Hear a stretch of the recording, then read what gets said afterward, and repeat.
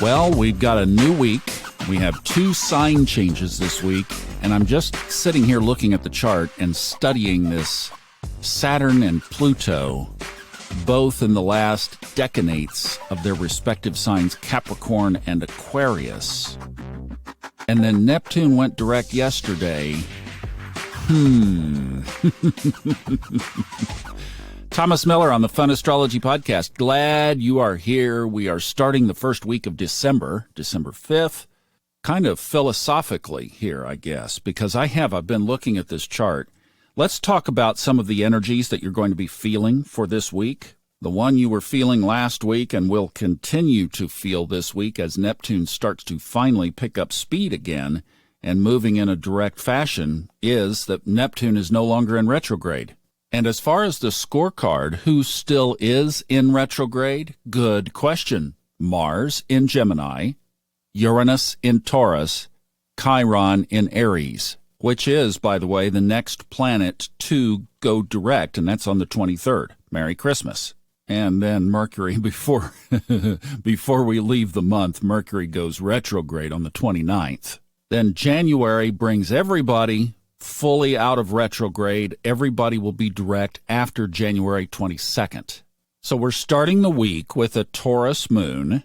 And yesterday, just as Neptune turned direct, Venus was sitting there squaring it. Kristen Lawhead led our Level Up last night so that I can rest my voice here in the evenings, talking about this Neptune direct and this self-introspection of the truth. And we talked about this last week related to particularly the area of relationships.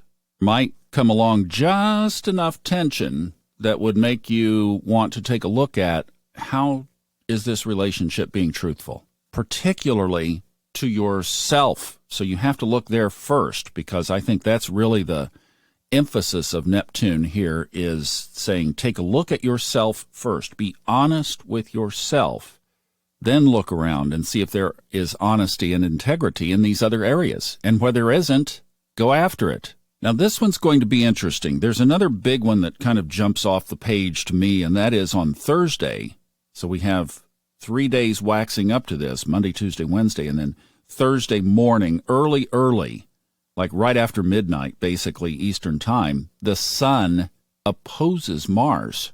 When you already have tensions brewing and you have the sun in a fire sign opposite Mars in an air sign, that's the combination of explosion. So watch that through the week. We already have a couple of volcanoes that are pretty active. Is this indicating Earth energy, or is this indicating human energy, or both? We'll see what comes under that influence.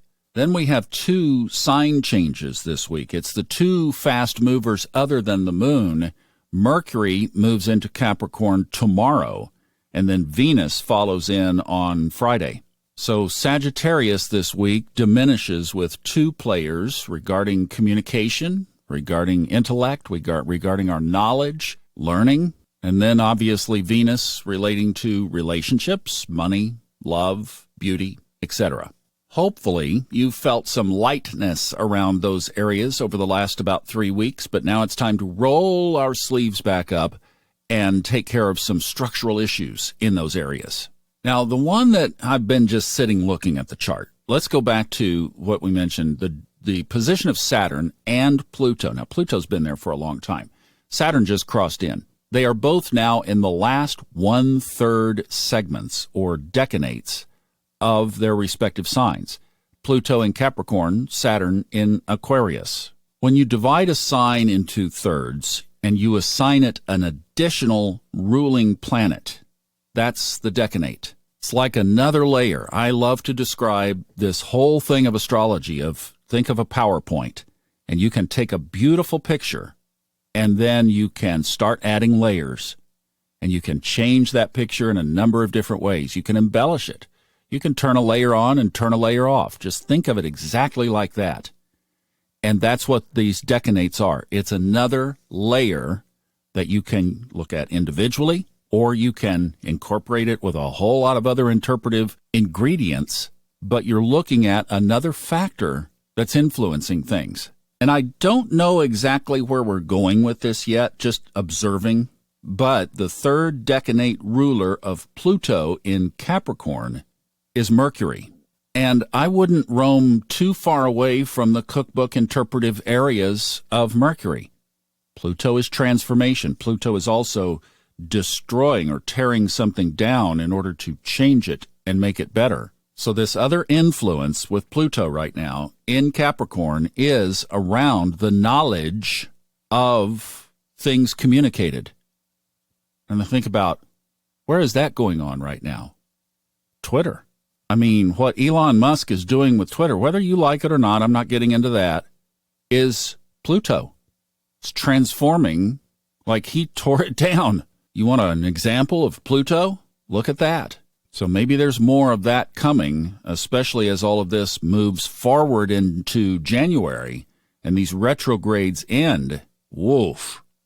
So then the other one that I just was looking at is Saturn, and I don't really know if I have any opinion on this one yet. But the third decanate or the third influence of Saturn is Venus. Saturn has just now moved in. This morning it's at 20 degrees 9 minutes, so it has just ticked in there. We're talking about the last third of the sign, so that's between 20 degrees and 30 degrees. We are right just barely in there.